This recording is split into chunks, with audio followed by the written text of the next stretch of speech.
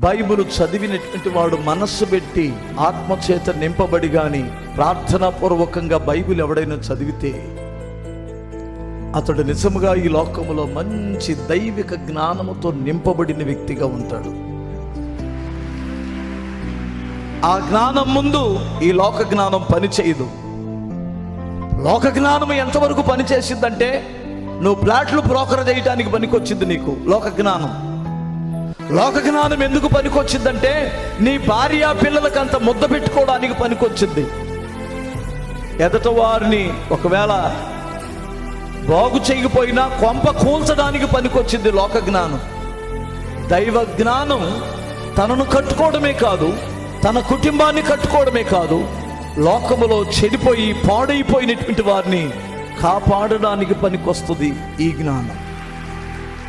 అర్థమవుతుంది. అనేకులు మంచి సన్మార్గంలో నడిపించడానికి ఉపయోగపడిందండి జ్ఞానం.